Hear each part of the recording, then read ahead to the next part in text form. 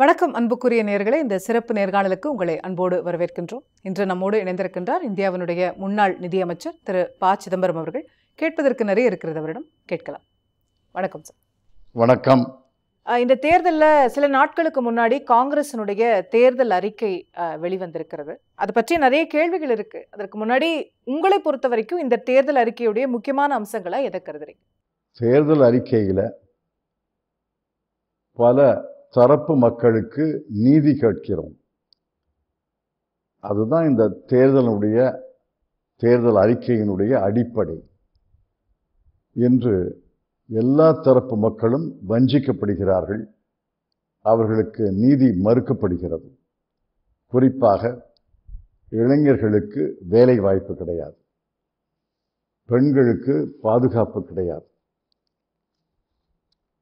விவசாயிகளுக்கு நியாயமான விலை கிடையாது, தொழிலாளர்களுக்கு இருந்த சட்ட பாதுகாப்புகளை எல்லாம் இந்த பாரதிய ஜனதா கட்சி அரசு நீக்கிவிட்டது. ஆகவே எல்லா தரப்பு மக்களுக்கும் நீதி கேட்கிறோம், நியாயம் கேட்கிறோம். அவர்களுடைய சட்ட உரிமைகள், மனித உரிமைகள், வாழ்வியல் உரிமைகளை இந்த தேர்தல் அறிக்கை தரும் என்ற உத்தரவாதத்தை நாங்கள் இந்திய மக்களுக்கு தருகிறோம். அதுதான் இந்த தேர்தல் அறிக்கையினுடைய அடித்தளம். இதுல ரொம்ப பெருசா பேசப்பட்ட விஷயம் இந்த தேர்தல் அறிக்கையில அப்படின்னா, ஏழை குடும்பங்களுக்கு ஆண்டுக்கு 1 லட்சம் ரூபாய் அப்படின்ற அந்த மகாலட்சுமி திட்டத்தை நீங்க சொல்லியிருந்தீங்க. அதுல உடனடியா எழக்கூடிய கேள்வி, இது நமக்கு இருக்கக்கூடிய நிதி ஆதாரங்கள்ல இது சாத்தியமா? மாசத்துக்கு 8000 ரூபாய் கிட்ட சொல்றாங்க, இதெல்லாம் தர முடியாது அப்படிங்கிறது எதிர்க்கட்சிகளுடைய வாதம். எந்த திட்டத்தை காங்கிரஸ் அறிவித்தாலும் எதிர்க்கட்சி இதை சாத்தியமில்லைன்னு சொல்லுவாங்க. நினைவுபடுத்துகிறேன், 100 நாள் வேலைவாய்ப்பு திட்டத்தை நாங்கள் அறிமுகம் செய்த போது இது சாத்தியமில்லை, 100 கோடி மக்களும் வேலை கேட்டார்கள் என்றால் எங்கே பணம் என்று கேட்டார்கள். சரி, விவசாய கடன் ரத்து திட்டத்தை அறிவித்த போது விவசாயிகள் கடனை எல்லாம் ரத்து செய்வதற்கு அரசு கஜானாவிலே பணம் இருக்கிறதா என்று கேட்டார்கள். உணவு பாதுகாப்பு சட்டத்தை அறிவித்த போது எல்லாருக்கும் உணவு பாதுகாப்பு, குறைந்தபட்சம் அவர்களுக்கு அரிசி அல்லது கோதுமை கிடைக்கும் என்று உத்தரவாதம் கொடுத்தால் அதற்கான அரிசி கோதுமை இந்தியாவிலேயே விளையவில்லையே, எல்லாருக்கும் எப்படி உணவு தர முடியும்னு சொன்னார்கள். ஆக காங்கிரஸ் கட்சியை எதிர்க்கிற கட்சிகள் இதை போன்ற வழக்கமான குறைகளை சொல்வார்கள். ஆனால் நான் மேலே குறித்த ஒவ்வொரு திட்டத்தையும் அமுல் செய்திருக்கிறோம். அது மட்டுமல்ல, நாங்கள் அமுல் செய்தோம் என்பது மட்டுமல்ல, எங்களுடைய 100 நாள் வேலைவாய்ப்பு திட்டம், உணவு பாதுகாப்பு திட்டம்தான் இன்னைக்கு மோடி அரசுக்கு மெய்காப்பாளர்களாக இருக்கிறது. ஆக நாங்கள் மட்டும் இதை அமல் செய்யவில்லை, எங்களுக்கு பின் வந்த பாரதிய ஜனதா கட்சி அரசும் இதை அமுல் செய்கிறது. நாங்க வந்தா செய்வோம் அப்படிங்கிறது நீங்க உங்களுடைய கடந்த உதாரணங்களை வச்சு சொல்றீங்க, அது ஒரு பொதுவான பதில். பட் நிதி ஆதாரங்கள் எங்கிருந்து இருக்கு? இப்போ 8000 1 லட்சம் ரூபாய் ஆண்டுக்கு அப்படின்னு சொல்லும்போது, பல கோடி மக்களுக்குன்னு சொல்லும்போது ஒரு பல லட்சம் கோடிகள் இதுக்கே ஆகுமே, அது எங்கிருந்து வருங்கிறதுக்கான ஒரு பிளான் நீங்க வச்சிருப்பீங்க? இந்தியாவுடைய ஜிடிபி நடப்பாண்டுல 273 லட்சம் கோடி ரூபாய். அதாவது இது கான்ஸ்டன்ட் பிரைசஸ், நடப்பு விலைகள்ல இன்னும் அதிகம். ஆக ஏழை மக்களுக்கு, ஏழ்மையிலிருந்து அவர்களை விடுவிப்பதற்கு, ஏழை மக்களுக்கு ஒரு குடும்பத்துக்கு 1 லட்சம் ரூபாய் தருவோம் என்று சொன்னது உங்களுக்கு வியப்பாக இருக்கிறது. கார்ப்பரேட் முதலாளிகளுக்கு ஒரே ஆண்டுல 30% 22% கார்ப்பரேட் வரியை குறைத்தார்களே, அந்த ஒரு அறிவிப்பில் 1,45,000 கோடி ரூபாய் கார்ப்பரேட் முதலாளிகளுக்கு தரப்பட்டது. ஆண்டுக்கு ஆண்டு அது தரப்படுகிறது, இப்போ 4-5 ஆண்டுகளாக. ஆக பணம் இல்லைன்னு கணக்கு பண்ணாதீங்க. 1% ஜிடிபி என்று வைத்தால் கூட இந்த 273 லட்சம் கோடியில 1% வைத்தா கூட போதுமே. ஆக இதெல்லாம் முடியாத காரியம் அல்ல. நாங்க யாரும் ஒரு கணக்கு போடாமலா இதை அறிவித்தோம். 273 லட்சம் கோடியில 1% நீங்க சொன்னீங்கன்னா 2.5 லட்சம் கோடி வருது. ஆமா, அது போதுமா? ஏன் போதாதுன்னு கேட்கிறேன். எத்தனை இந்தியாவுல ஏழை மக்கள் எவ்வளவு இருக்காங்கன்னு நம்ம கணக்கு எடுக்கணும்ல. அதுக்கு முன்னாடி நான் இதை கிளாரிஃபை பண்ணிக்கிறேன். நீங்க ஏழைன்னு சொல்வது யாரை, எந்த என்ன அளவீட்டுல நீங்க how do you define poor? ஏன் சென்சஸ் நடத்தல?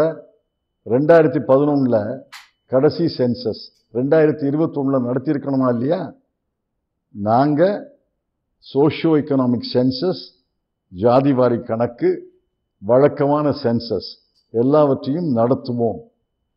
அதுல ஏழைகள் யார் என்று கண்டுபிடிப்போம். இப்ப நீத்தி ஆயோக் சொல்லுது 11% மக்கள் தான் ஏழைகள்னு சொல்லுது. நீத்தி ஆயோகுடைய தலைமை அதிகாரி 5% தான் ஏழைகள்னு சொல்றார். ஆக 5லேருந்து 11 வைத்துக் கொண்டால் கூட எத்தனை குடும்பங்கள்னு கணக்கெடுக்கலாம். கணக்கு எடுத்த பிறகு அதற்கு எவ்வளவு தேவைன்னு கணக்கு போடுவோம். ஆனால் இது இந்தியாவால முடியும். இந்தியாவுடைய பொருளாதாரம் இதை தாங்க முடியும், தாங்க வேண்டும். ஒரு புல்லட் ட்ரெயினுக்கு, ஒரு புல்லட் ரயில்வேக்கு அகமதாபாத்திலேருந்து மும்பைக்கு அது எல்லா இந்திய மக்களுக்கும் பயன் தராது. 1-2 நகரங்களை இணைக்கிற ஒரு புல்லட் ட்ரெயினுக்கு 1,10,000 கோடி ரூபாய் செலவழிக்கிறாங்க. ஆக இதெல்லாம் முடியாதுன்னு நான் ஏற்றுக்கொள்ளவே மாட்டேன். முடிய செய்வோம். இப்ப நீங்க சொல்ற கணக்குல இருந்தே எடுத்துக்கிட்டா இன்னைக்கு நீத்தி ஆயோக் சொல்றது வந்து ஒரு சிலர் 5% இல்ல 11% சொல்றாங்கன்னா 10-11% இந்தியர்கள், ஒரு ரவுண்டா 10-11% இந்தியர்கள் வந்து இன்னைக்கு ஏழைகள்னு இன்னைக்கு ஒரு உதாரணத்துக்கு வச்சுக்கிட்டோம்னா 140 கோடி இந்தியர்கள்ல கிட்டத்தட்ட 14-15 கோடி குடும்பங்க 14-15 கோடி பேர் வந்து அதுல வந்துடுறாங்க. நீங்க அதை குடும்பங்களாக பிரித்தாலும் கூட 4-5 கோடி குடும்பங்கள். எப்படி 4-5 கோடி? உங்க கணக்கு எனக்கு புரியல. இந்தியாவில் ஒரு குடும்பத்துக்கு 4.5 5 பேர் இருக்காங்க. ஆக அப்ப 3 கோடி குடும்பங்கள்னு வச்சுக்குவா. 15 கோடி ஏழைகள்னா 3 கோடி குடும்பங்கள்னு வச்சுக்குவா. 15 கோடி ஏழைகள்னு நீங்க தீர்மானிக்கிறீங்க. கணக்கு எடுத்தா தானே தெரியும். 11% நீங்க நீத்தி ஆயோக் கணக்கு சொன்னதை வச்சு நான் ரஃபா கால்குலேட் பண்றேன். நீங்க கால்குலேஷன் தவறா இருந்தா நீங்க தான் பெட்டர் இதுல. சோ நீங்க கரெக்ட் பண்ணுங்க. அதான் நான் திருத்தறேன்ல உங்களை. 5%லிருந்து 11%. நீத்தி ஆயோக் 11% சொல்லுது.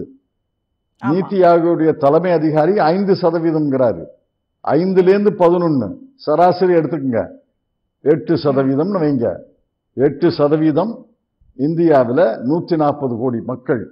8% எடுத்துக்கிட்டா ஏறத்தாழ 11.5 கோடி மக்கள். 11.5 கோடிய 4.5 5ஆல வகுத்தா 2.2 கோடி குடும்பங்கள். 2 கோடி குடும்பங்களுக்கு ஆண்டுக்கு ₹1,00,000 கொடுத்தா 2.2 லட்சம் கோடி தான். கார்ப்பரேட் முதலாளிகளுக்கு மட்டும் நீங்க 1.45 கோடி லட்சம் கோடி தரீங்கல்ல. 2.220,000 கோடி. ஏன் 2,20,000 கோடிய இந்திய பொருளாதாரம் தாங்காது? ரெண்டாவது, இந்திய பொருளாதாரம் 273 லட்சம் கோடியிலேயே நிற்காது. ஆண்டுக்கு ஆண்டு வளருதில்ல. ஆக இது ஆண்டுக்கு ஆண்டு வளரும் பொழுது இது ஏறத்தாழ 2%, அப்புறம் 1.25%, 1.5% தான் தேவைப்படும் ஜிடிபியில. அந்த 1.5-1.25% பொறுத்து கொள்ளக்கூடிய, ஏற்றுக்கொள்ள வேண்டிய கடமை இந்திய மக்களுக்கு இருக்கிறது. காட் இட் சார், புரிஞ்சிருச்சு. இப்போ என்னோட அடுத்த கேள்வி, இப்போ இந்தியாவில் ஏழைகள் இவ்வளோ குறைவா இருக்காங்கன்னு நீத்தி ஆயோக் சொன்னதே காங்கிரஸ் கட்சி ஏற்கல இல்லையா? 5%, 8%லாம் இருக்க மாட்டாங்க, ஏழைகள் இன்னும் கூடுதலாக இருப்பாங்க, அரசாங்கம் பொய் சொல்லுதுன்றது தான் நம்ம எடுத்து வந்த நிலைப்பாடு. இப்போ அந்த எண்ணிக்கையின் அடிப்படையில் நம்ம கணக்கு போட முடியாது தானே? நான் அவங்களுடைய எண்ணிக்கையில அவங்களுக்கு பதில் சொல்றேன். சாத்தியம் இல்லைன்னு சொல்றவங்க உங்க எண்ணிக்கையை எடுத்துக்குங்க, அது சாத்தியம்னு சொல்றேன். கூட இருந்தா கூட செலவு செய்யத்தான் வேணும். கணக்கு எடுத்தா தானே தெரியும். கணக்கு எடுக்க மாட்டீங்க, உங்க கணக்கை ஏத்துக்கிட்டா அதையும் மறுப்பீங்க. இது என்ன சோ இப்ப நீங்க வந்து ஒரு சென்சஸ் நடத்தும்போது கூட வந்தால் அதுக்கு ஏற்ற மாதிரி ஒதுக்கீடு நிச்சயமாக இப்ப நாட்டினுடைய பாதுகாப்புக்கு எவ்வளவு தேவை என்றாலும் ஒவ்வொரு நிதியமைச்சரும் சொல்கிறார், நாங்கள் தருகிறோம் சொல்றார் இல்லையா? இப்ப 100 நாள் வேலை வாய்ப்பு திட்டத்துல நிதியமைச்சர் என்ன சொல்கிறார்? இவ்வளவு ஒதுக்குகிறேன், ஆனால் தேவைப்பட்டால் தருகிறேன் என்கிறார். அதை போலத்தான் அடிமட்டத்துல இருக்கக்கூடிய ஏழைகள், பரம ஏழைகளுக்கு எவ்வளவு தேவை என்றாலும் அதை ஒதுக்க வேண்டும். பிரதமர் பேசும்போது நான் அடுத்த 5 ஆண்டுகள் வந்தேன்னா இந்தியாவை 3வது பெரிய பொருளாதாரமாக்குவேன் அப்படின்னு சொல்றாரு. உலக அளவுல இந்த 3rd பிளேஸ்க்கு கொண்டு வருவேன். உங்களோட ப்ராமிஸ் என்ன? யார் பிரதமராக இருந்தாலும் இந்தியா 3வது பெரிய பொருளாதாரமாக மாறிவிடும். It's an arithmetical inevitability. அது வெறும் கணக்கு தான். நாங்க 2004 பதவியேற்ற போது 12வது இடத்துல இந்திய பொருளாதாரம் இருந்தது. பிறகு நாங்கள் பதவி விலகிய போது 5வது இடத்துக்கு வந்தது, 7வது இடத்துக்கு வந்தது. 5 படிகள் ஏறணும். இப்ப இவர் 7வது இடத்திலிருந்து 5வது இடத்துக்கு இந்தியா வந்திருக்கிறது. இன்னும் 2 படிகள் ஏறும் என்பதுல யாருக்கும் சந்தேகமே கிடையாது. யார் பிரதமராக இருந்தாலும் 142 கோடி மக்கள் உள்ள நாடு 3வது பெரிய பொருளாதாரமாக வரும். அது அளவுகோலே இல்லை. என்னை பொறுத்த வரைக்கும் அந்த அளவுகோலே இல்லை. தனிநபர் வருமானம் தான் முக்கியம். தனிநபர் வருமானத்தில் எந்த தரவரிசையில் எந்த இடத்துல இருக்கிறோம்னு பார்க்கணும். மிகப்பெரிய பொருளாதாரம் 3வது என்பது பெருமை அல்ல. தரவரிசை, தனிநபர் வருமான தரவரிசை தான் சரியான அளவுகோல்.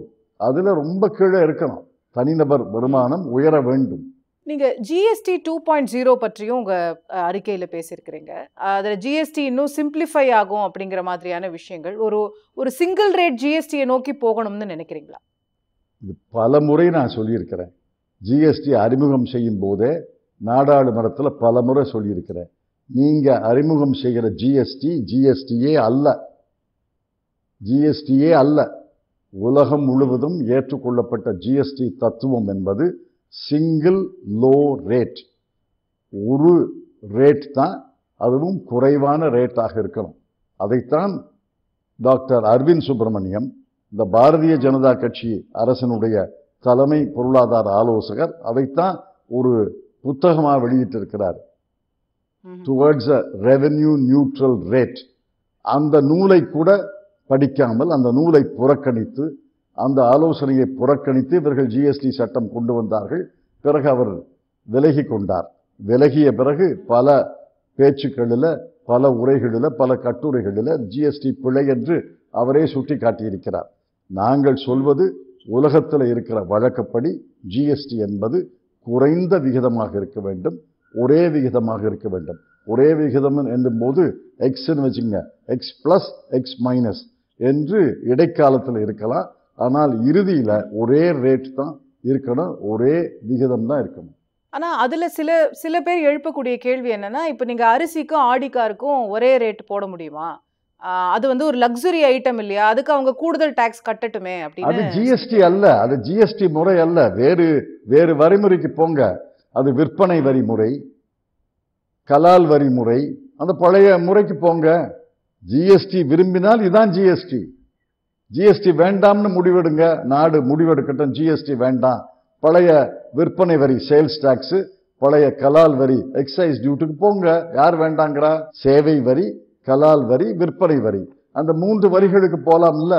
அந்த 3 வரிகளை ஒருங்குபடுத்தி ஒரே வரி ஜிஎஸ்டி என்று வரி முறையை நாங்கள் பரிந்துரை செய்கிறோம். அந்த வரி முறையில இப்படித்தான் 10 ஆண்டு காலம் மோடி அவர்களுடைய ஆட்சிக்கு பிறகு இந்த தேர்தல் நடக்கிறது. அதே சமயம் தமிழ்நாட்டில் 3 ஆண்டு காலம் திமுக ஆட்சி நடந்திருக்கு. அந்த ஆட்சிக்கான இயல்பான ஒரு ஆன்டி இன்கம்பன்சி இருக்கக்கூடும். அதுவும் உங்களுக்கு களத்துல ஒரு சவாலா இருக்கா? அதெல்லாம் ஒண்ணுமே கிடையாது. களத்துல நாங்க நிற்கிறோம். நீங்க தேர்தல் களத்துக்கு வந்தா தானே தெரியும். ஆன்டி இன்கம்பன்சி எல்லாம் கிடையாது. மாறாக இந்த 3 ஆண்டு ஆட்சி தொல்லை இல்லாமல், தொந்தரவு இல்லாமல் தொடர வேண்டும் என்று மக்கள் விரும்புகிறார்கள்.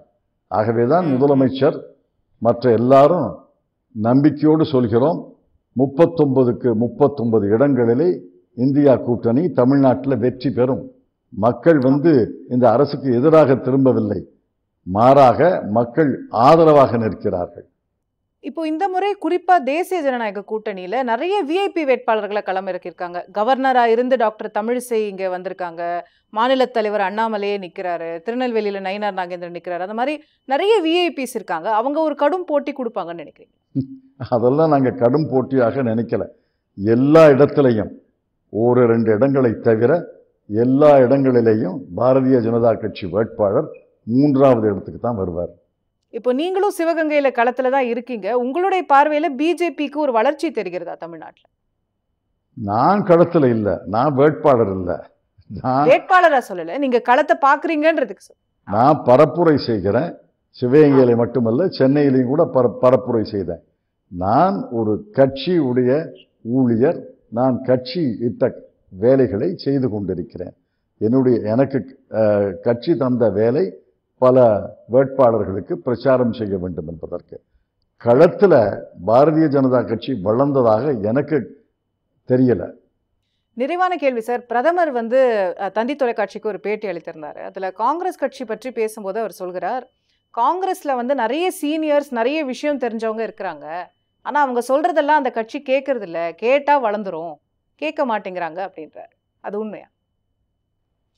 காங்கிரஸ் கட்சி மூத்தவர்கள் சொல்வதை கட்சி கேட்பதில்லை என்று அவர் வெளியிலிருந்து பார்க்கிறாரா?